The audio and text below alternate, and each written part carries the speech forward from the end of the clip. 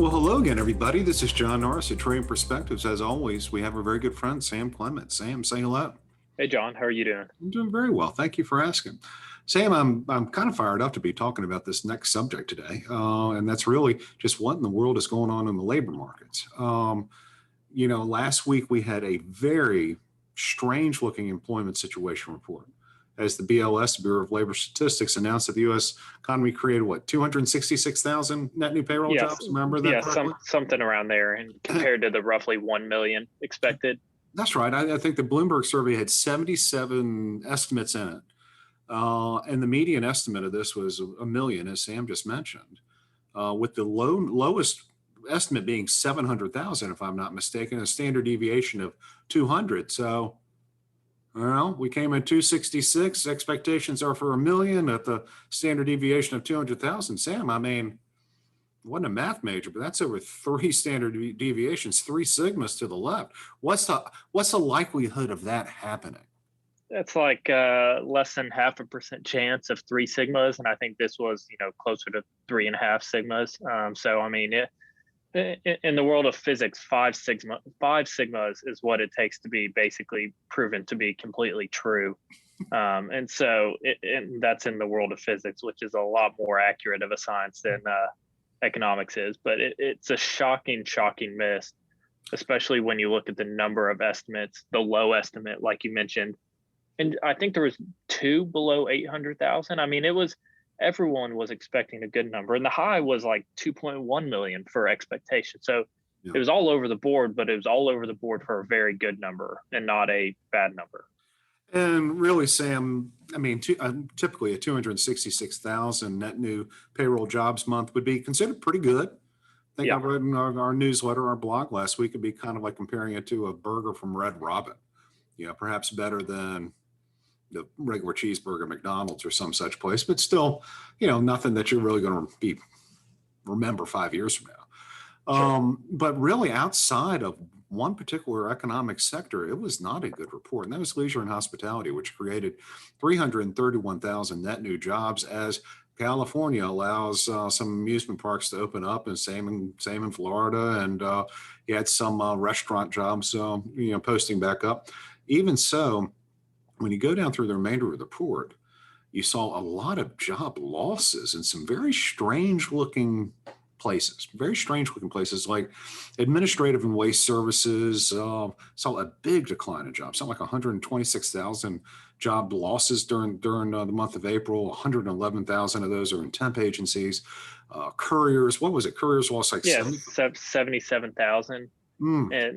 But we'll take just a small step back, and I think you mentioned it already that there was over 300,000 gained in the leisure and hospitality, and we said the number was what 260 to 280 for total jobs gained. So that's pretty simple math right there. You take out the leisure and hospitality, and we lost jobs for the month of April. And Sam, when I was going through the report last week and kind of breaking things down and by educational attainment, as I want to do, what I'm finding here, or what the data is suggesting, that Sam, a lot of people just aren't showing up for work. Yeah. It's that's really kind of the problem here, because when I take a look at things like the labor force participation rate, for people with less than a high school diploma, it's actually gone down over the last several months. It was 44.2% during the month of April, down from 45% in December, and down from 45.9% just a couple months ago in February. And take a look at participation rate for high school graduates, no college. That's down since the start of the year, down from 55.5% to 55.3%. And for some college, but no degree, it's basically stayed put over the last couple of months. It's really kind of only increased to any significance with people with a bachelor's degree or higher. And when I kind of add it all up, I'm kind of taking a look at the two lowest levels of educational attainment, less than high school diploma than high school diplomas, high school graduates with no college.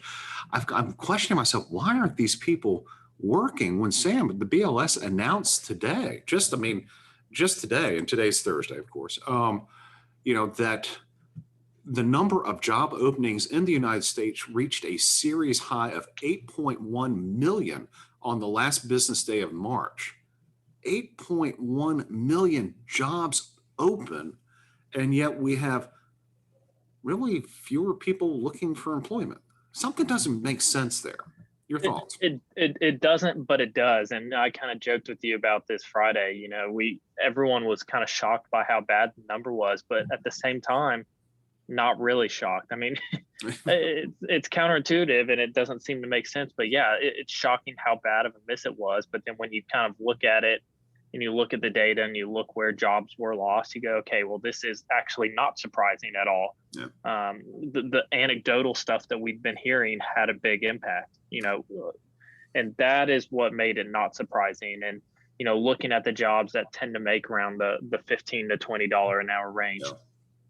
I mean, you and I both like to look at things through an economic lens. And the biggest thing generally we look at is where are things incentivized and what, you know, that's the focus when we're talking about taxes. Are we incentivizing businesses or not? It's all about incentives.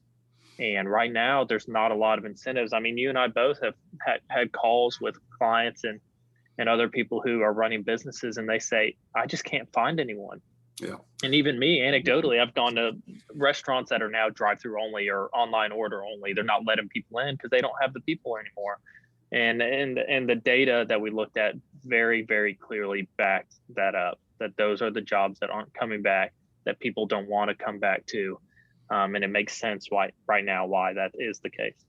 Well, and doing a little bit of work, and I'm going to talk a little bit about some stats, and then also give a couple of anecdotes, and see whether or not we can't come up with some sort of conclusion about this. I mean, Sam, you're absolutely right what you're saying. It seems as though people aren't willing to come back to work. I'm going to start off with the anecdotes and say, I told you, I think recently about my recent experience going to a fast food joint. And, I just named the names. I mean, it is what it is. I ended up at a Burger King in Fort Payne, Alabama. We were coming down off of Lookout Mountain, and Beth and I wanted to have a little something to eat. It was around 1:30, between 1:30 and 2, not this past Sunday, but the Sunday before that.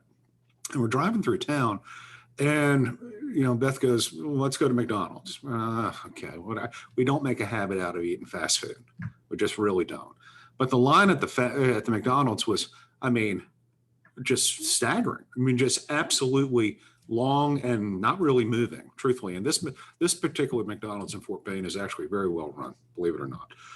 So I said, I'm not waiting in that line to get McDonald's at 1:30 in the afternoon on a Sunday. I'm just not doing it. And so we drove past a Zaxby's. We drove past a Taco Bell, drove past any number of fast food joints, and the lines were all just very long and not moving whatsoever. And finally ended up at a Burger King, which is a little bit further away from kind of the flow of traffic for all intents and purposes. And the line was kind of long, but it was doable. But we got in there and we waited and we waited and we waited. And so much for fast food, truthfully, because it just took forever for us to get up to through the speaker. And there was a sign on the speaker. It said something along the lines of, please apologize for the delay today. We are having trouble finding people show up for work. So we're operating with a reduced staff. And if you want a job, please, by all means, and it gave a website number, a website address and a telephone number and all of that. Got up to the first window, and sure enough, there was a sign there again. And then at the second window, there was a sign there again. It took me about 15, 20 minutes to get a chicken junior sandwich. And Sam, I'm certain that you have similar type of experiences as that. Oh, so, yeah. I mean, everybody has. yeah. So so we wrote about this, I wrote about this last week in Common Sense, our newsletter. And then I had a client, a buddy of mine, send me an email over the weekend. And he goes, John, I just finished reading this. All of us over here have been lobbying to, and he names off a bunch of local politicians and anyone else we can find with the governor's ear about this for the last week. I was on a delivery truck Friday delivering food to schools, restaurants, and nursing homes because we didn't have enough people to do it. The chef at the hospital told me that he keeps getting chewed out because he's struggling to get all the patients fed because they were so short-staffed. All 12 of my stops were experienced labor shortages, 100% of them. Not a single customer on my route had a full staff, and we are now seeing unreal inflation in a bunch of big important categories. Chicken breasts are up over 100% this year. Soybean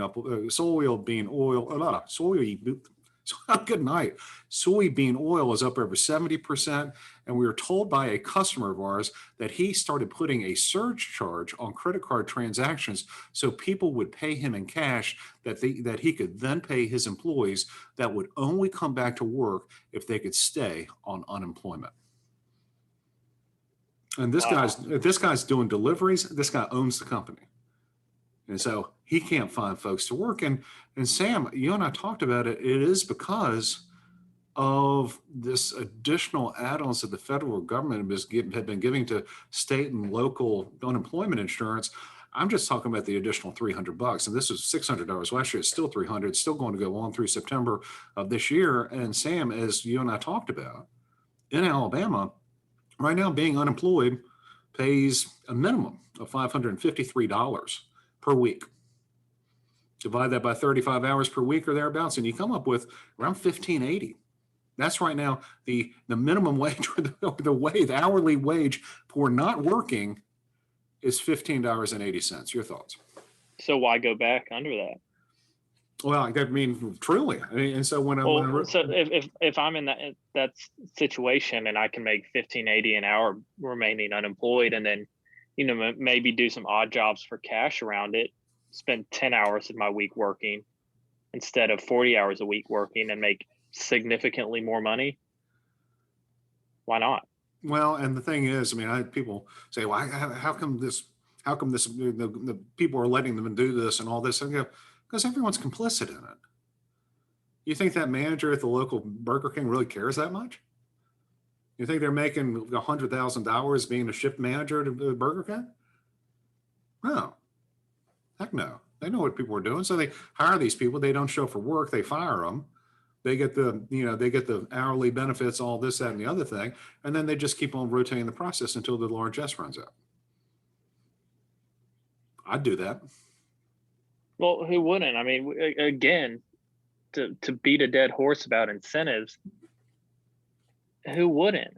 And what's shocking to me is that some politicians are saying, well, we don't see it at all. We don't see the added unemployment benefits impacting the labor market, which is such a obtuse comment. And so, it's baffling. And Sam, I mentioned also, I did a little bit of work also on Friday. I mentioned how an unemployed worker in Massachusetts who knows how to game the system, and Massachusetts already has relatively generous unemployment benefits at the state level. You had $300 per week on top of that, and they're making something in excess of $770 a week. $770 a week. That works out to be around a $40,000 a year job. You get two people who are gaming the system, getting hired and fired the same day, living together, both of them playing this game. It's $80,000 a year. $80,000 a year for not working, and understanding, Sam, that the median household income in the United States in 2019, which is the last year we have, was only around $68,000. Yeah, so you're above average. You're above average, not working, at least in Massachusetts. You're not far from below average, not working in Alabama, but you're really, I mean, and to sit there and say that, oh, this is, I can't imagine why this is happening. I can. It makes all the sense in the world. Everybody can. You pay people not to do something, and they're not going to do it. You're paying me between $15.80 an hour here in Alabama to $22.03. I think I've calculated that correctly, in Massachusetts, to not work. People are going to work. And that's not just the case in the $15 to $20 an hour range. That's human beings. If you match their salary or raise their salary to not come back to work, I think it doesn't matter how much you're making. If you give me the same amount of money to not do anything, I would take it in a heartbeat. Well, the thing about it is, how many of those same employees that made my chicken junior sandwich, not this past Sunday, but the last, in Fort Payne, Alabama, how many of them do you think are still working at that Burger King today? I'm sure a large percentage is no longer. I'd be surprised if anyone's still working, because go ahead and get fired, go ahead and claim your unemployment benefits. Hold the job for a day or two and then get fired. There you go. Because I don't mind telling you, Fort Payne's a decent place. I mean, it's not a hellhole. I like it. However, 15.80 an hour, which is the de facto minimum wage here in Alabama now, is good night. That's a smart wage for unskilled labor. Sure. And certainly a spot more than whoever owns the BK Lounge in Fort Payne is paying to throw frozen chicken patties into boiling grease. Yeah. So how much longer do you think states are going to allow this to happen? Understanding that really it's not necessarily being hard-hearted, wanting to have people go back to work. It's actually in their best interest to have a job, to get the experience, to work. And yeah, in the short term, they might not make as much money, but working is virtuous in my estimation. And it leads to a greater skills, leads to greater marketability. The longer you're without a job, the longer you are without employment, your marketability and your skills erode. So how much longer do you think our politicians are going to let this happen?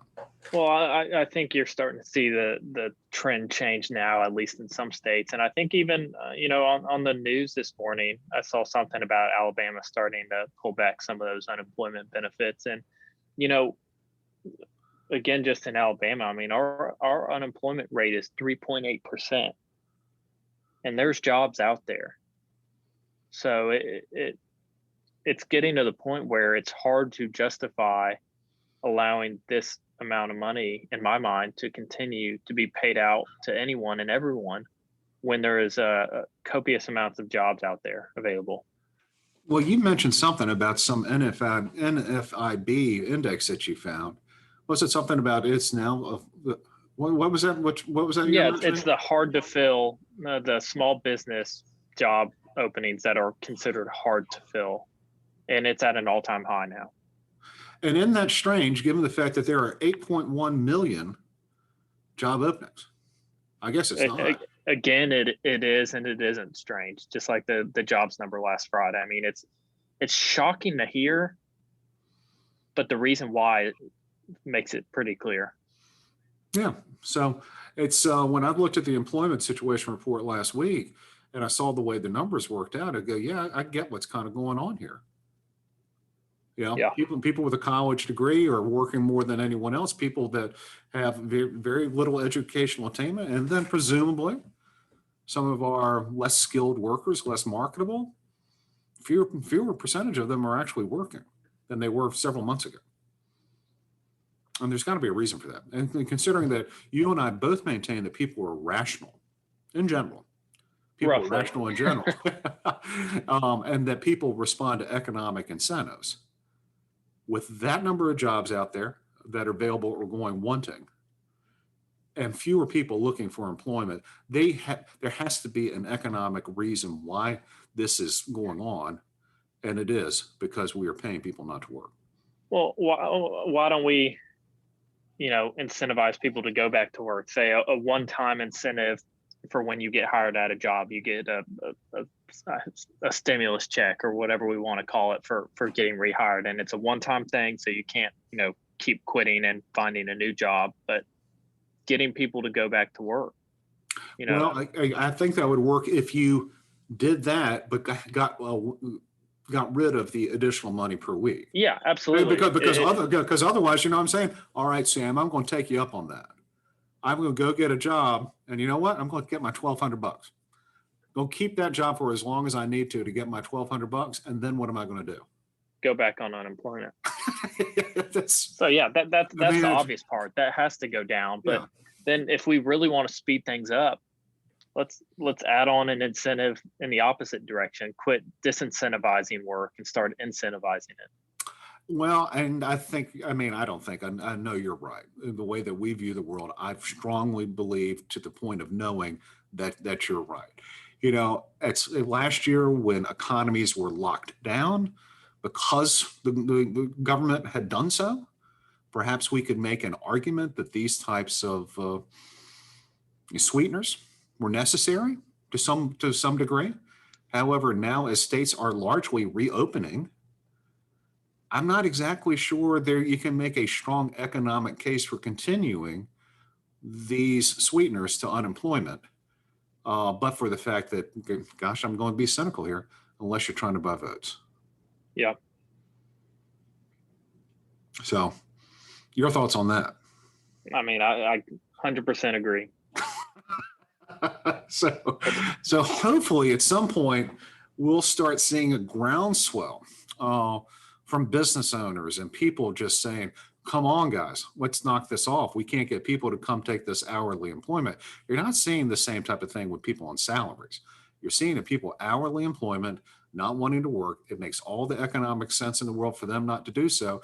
And until we're willing to make some hard decisions, Sam, what do you think the chances are that we're going to have more employment situation reports like we had for the April of 2021? Quite likely. All right. I hate to be laughing, but gee whiz, what else can you do in a situation like this? It's pretty interesting. But we've got, I think the sweeteners end in September. What do you think the likelihood is that some bright, well-meaning individual will try to extend those after September? Maybe someone from the Bronx or Vermont or something like that. Without naming names. All right. Those are just random areas that came to the top of my head. Guys, thank you all so much for listening. We always love to hear from you. Also, if you have any comments or questions, by all means, please drop us a line at tradingperspectives@oakworthcapital.com. Or you can just leave us a review on the podcast outlet of your choice. As always, if you're interested in reading more, hearing more of what we've got to say, by all means, please go to oakworth.com, take a look underneath the Thought Leadership tab and find all kinds of interesting information there. Sam, I'm going to give you another chance in order to have kind of a last word. What do you say? That's all I got. That's all I've got today too. Y'all take care.